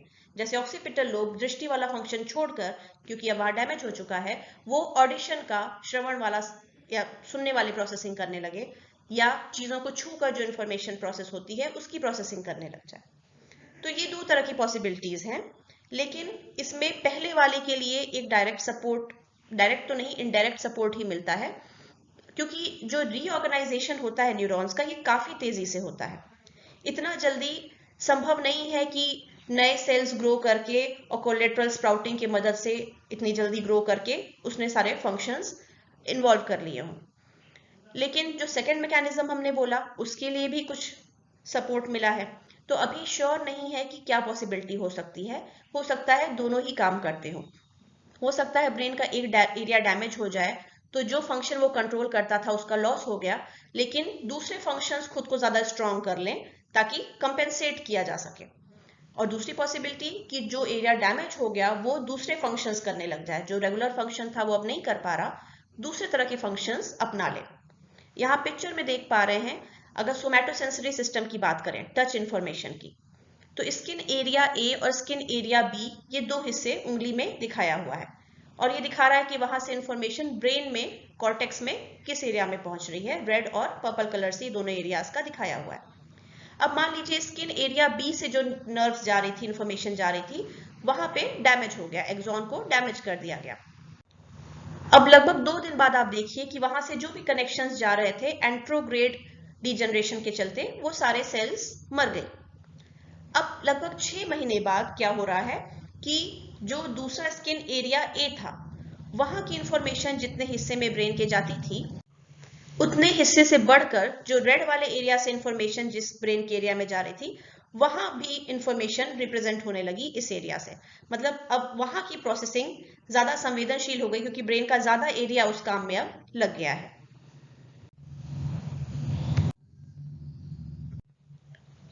अगर हम केंद्रीय तंत्रिका तंत्र सेंट्रल नर्वस सिस्टम या सीएनएस के डैमेज की बात करें तो वहां पे फंक्शंस का वापस आना, रिकवरी होना काफी कम संभावना इसकी है, क्योंकि हमने देखा कि सेंट्रल नर्वस सिस्टम में अगर न्यूरॉन्स की डेथ होती है तो वो दोबारा ग्रो नहीं करते हैं, अगर डैमेज हो रहा है तो वो दोबारा ग्रो नहीं कर पाते हैं। और इसका अध्ययन करने में भी खासी समस्या होती है, क्योंकि कभी कभी क्या होता है कि कुछ फंक्शन वापस लौटते हैं कुछ दिन बाद, लेकिन इसका ये मतलब नहीं है कि सेंट्रल नर्वस सिस्टम में रिकवरी हुई है फंक्शन की। ऐसा इसलिए होता है क्योंकि मान लीजिए जब डैमेज हुआ तो अक्सर ब्रेन में स्वेलिंग हो जाती है और ये चीजें हो जाती हैं, और समय के साथ वो स्वेलिंग घटेगी तो कुछ फंक्शन वापस आ जाते हैं। पर इसको इससे कंफ्यूज नहीं किया जाना चाहिए कि सेंट्रल नर्वस सिस्टम की कैपेसिटी ये है कि उसने चीजें ठीक कर ली या उसके न्यूरॉन्स फिर से फंक्शन करने लग गए। हो सकता है ब्रेन स्वेलिंग खत्म होने की वजह से कुछ चीजें पटरी पर आई हो या नॉर्मल पर्सन थोड़ा सा कुछ हद तक नॉर्मल हो गया हो। दूसरा कि डैमेज के महीनों बाद अगर आप देखें तो व्यक्ति, क्योंकि इंसान है, जीवित है, वो नई नई चीजें, नए नए व्यवहार सीखता है, उसका ब्रेन उसके हिसाब से चीजें लर्न करता है, ग्रो करता है, तो कुछ फंक्शंस वो बेहतर करने लग जाता है समय के साथ। लेकिन इसका मतलब ये नहीं है कि सेंट्रल नर्वस सिस्टम में डैमेज दूर हो गया या चीजें रिकवर हो गई, बल्कि इसलिए है क्योंकि उसने नई चीजें सीखी हैं जो अब कंपेंसेट कर रहा है पुरानी प्रॉब्लम्स को। अगर ये दिक्कत किसी तरह सेंट्रल नर्वस सिस्टम में कुछ हद तक रिकवर होता भी है फंक्शन, तो सिर्फ ऐसे केसेस में देखा गया है जहां डैमेज बहुत ही हल्का, बहुत ही माइनर हो, और जब व्यक्ति यंग हो। अगर ज्यादा एजेड व्यक्ति है तो उसमें कोई इंप्रूवमेंट नहीं आएगा। एक दूसरा फैक्टर होता है कॉग्निटिव रिजर्व, यानी आपकी जो एजुकेशन है, आपकी जो इंटेलिजेंस है, वो आपको सपोर्ट करती है अगर ब्रेन डैमेज हो जाए तो आपको चीजें मैनेज कर पाने में। इसका ये मतलब नहीं है कि ब्रेन की फंक्शनिंग वापस आ गई, जो चीजें डैमेज हो गई थी वो ठीक हो गई, ये मतलब बिल्कुल नहीं है। जैसे कपूर ने 1997 में एक अध्ययन किया था डॉक्टर्स पे और न्यूरोसाइंटिस्ट पे जिनमें ब्रेन डैमेज हो गया था, और उसने देखा कि बहुत ज्यादा कॉग्निटिव रिकवरी हुई थी, क्योंकि ये लोग शार्प होते हैं, दिमाग से बहुत इंटेलिजेंट होते हैं, इनकी पढ़ाई लिखाई भी काफी अच्छे से इन्होंने की होती है, तो उसकी वजह से इनके कई सारे फंक्शंस जो ब्रेन डैमेज की वजह से प्रभावित हुए थे उसमें सुधार दिखाई देता है। पर ये इसलिए नहीं है कि ब्रेन में जो डैमेज हुआ वो ठीक हो गया है, बल्कि इसलिए क्योंकि इनके पास इतने नॉलेज और स्किल्स होती हैं, इनका कॉग्निटिव रिजर्व इतना ज्यादा होता है कि ये उन्हीं कामों को करने के लिए कुछ ऑल्टरनेट तरीके ढूंढ लेते हैं। कॉग्निटिव रिजर्व की वजह से ही ये समझा जा सकता है कि क्यों ज्यादा पढ़े लिखे लोगों में अगर ब्रेन में डैमेज होता है या एज के साथ, उम्र बढ़ने के साथ भी जो ब्रेन की क्षमताओं में कमी आती है वो अधिक पढ़े लिखे लोगों में कम देखी जाती है बजाय कम पढ़े लिखे लोगों में। अगर एडल्ट न्यूरोजेनेसिस की बात की जाए कि एडल्ट्स में नए न्यूरॉन्स का निर्माण जो होता है, जिसके बारे में हमने न्यूरोप्लास्टिसिटी के पिछले वीडियो में समझा था, तो लेबोरेटरी में जब एनिमल्स पे अध्ययन किया गया तो देखा गया कि कुछ स्टेम सेल्स माइग्रेट करते हैं उन एरियाज में जहां डैमेज हुआ है और नए न्यूरॉन्स बनाते हैं जो कुछ महीने तक जिंदा रह सकते हैं। लगभग ऐसे ही रिजल्ट्स एक ह्यूमन पार्टिसिपेंट में भी दिखा था। एक पेशेंट था जिसको स्ट्रोक हुआ था, जो 1 हफ्ते बाद मर गया, लेकिन उसके भी ब्रेन में इस तरह के चेंजेस दिखे थे कि नए न्यूरॉन्स बन रहे हैं। लेकिन अभी तक कोई ऐसा प्रमाण नहीं मिला है कि एडल्ट्स के ब्रेन में, आपने पिछले वीडियो में समझा है कि उनमें नए न्यूरॉन्स सिर्फ 2 हिस्सों में बनते हैं, हिप्पोकैम्पस में और ऑल्फैक्टरी बल्ब में। और अभी तक इसका कोई प्रमाण नहीं है कि हिप्पोकैम्पस और ऑल्फैक्टरी बल्ब में जो नए न्यूरॉन्स एक वयस्क में बनते हैं वो वहां से हटकर, वहां से ट्रैवल करके ब्रेन के उन हिस्सों में पहुंचे जहां पर डैमेज हुआ है और उसकी वजह से फिर फंक्शन की रिकवरी हो। ऐसा कोई भी प्रमाण अभी नहीं मिला है।